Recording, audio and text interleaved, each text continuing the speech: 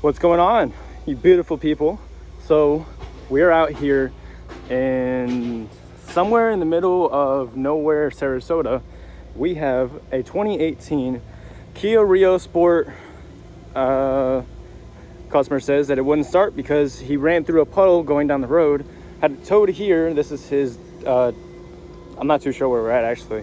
But he had it towed here, and he said that all it does is click. So we've run through a few diagnostics. Can you shut? Can you shush? So we've run through a couple diags. Oh, the battery is really dead. We might have to come over here with a jump box. Holy cow, that's not even putting power to my OBD. Oh, there's a green light. Oh, I just got to use my brain every once in a while. All right, so we're gonna.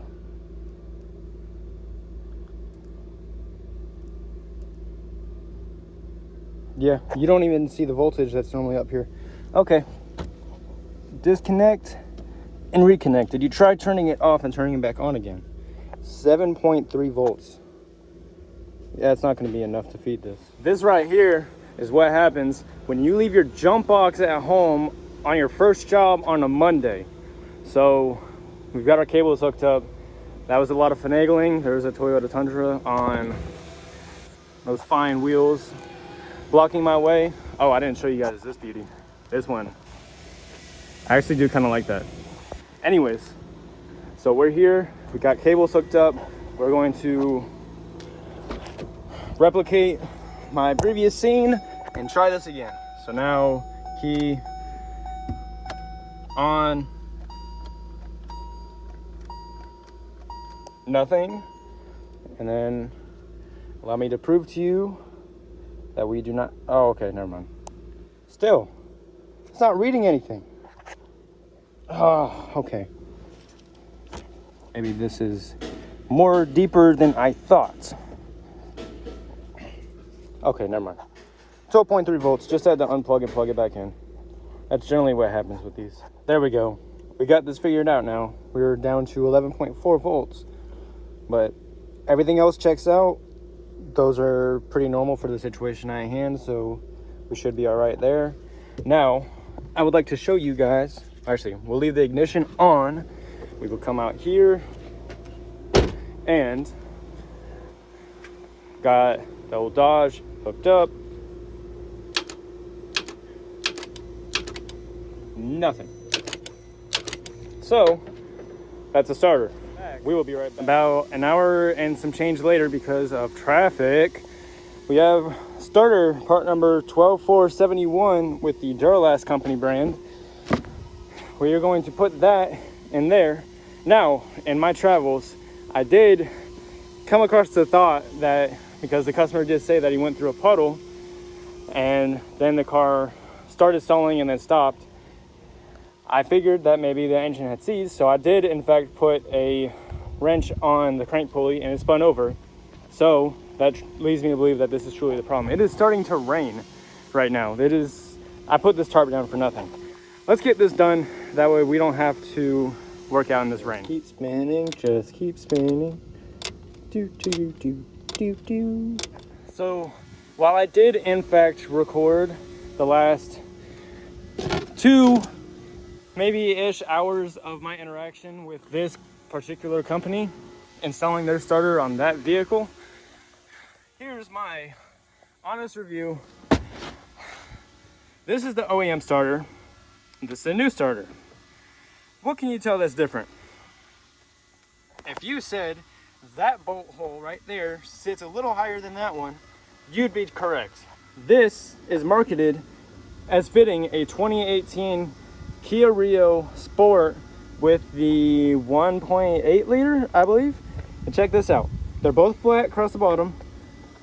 Both have the same amount of gap between the starter body sitting on the back of my box. And there's just, you can see like where the wedges just sit differently on this one compared to this one. It's not, like I'll give you all the angles so you could 100% see. This is just a faulty part because we made the mistake of going the cheap route and we got bit in the butt for it. So we are going to go ahead and come back in the morning with a newer and better part. I'm not bashing this company. For legal purposes and to my lawyer, I'm not bashing this company. I am just simply stating the obvious between these two product differences. OEM Kia, Duralast AutoZone. If you can't make it for what it is, I don't know what to say. But we'll be back in the morning with a better, newer, and smarter, hopefully, starter body to put into this bad unit and get it running. All right, so it's the next day, and give you a little background history on what happened this past evening. So I went looking for another starter after that previous one was a bust and it was a failure. It did not work, and obviously we could not use it. So I went looking for a different one. Let me grab my jack really quick. Get that ready to get pulled out. So I went looking for a different one. Not a single parts store in the area had one. I even got as desperate as looking at like Worldpac, Rock Auto, etc. The only place that had them was like eBay, Amazon, and this dude needs his car like now. So that got me morbidly curious. Is this starter really bad? It's a 2018 model. The only thing he really did was hit water, but all my diagnostics led to it being the starter. I got curious last night and I set this exact setup, how you see right here, with my little starter switch, and this will tell you right here if I'm a good mechanic or not. Check this out. That starter is not bad. It is 100% functional. Everything is hooked up where it needs to be, and I click this button. So if that doesn't tell you what you need to know, then by all means, that means that now needs to go back into that car. But then we need to do further diagnostics because I failed my diagnostic procedure yesterday, so we're gonna need to do everything all over again and figure out what really the problem is, because that starter is just fine. So we went through, I put the starter in. The last scene you guys saw was right before I put that starter in. I didn't want to bore you guys with that because it's 2 bolts and a few connectors, and you already watched me do the other one. So we went ahead, put that in, and I wanted to verify because the customer who I actually was just talking to told me that the air filter was full of water and did not aforemention that previous. I did not. He had told me that it was in like really high water, but he did not mention that it got up to that point. So we went ahead and we pulled all the spark plugs out, and every single one of these cylinders has water in them. This is going to be going over to Rayman Race Repairs. I'm not too sure what's going to happen with it thereafter. All I know is this is the end of a 1.8 liter Kia Rio Sport on the Troy's Mobile Auto Repair YouTube channel. Peace.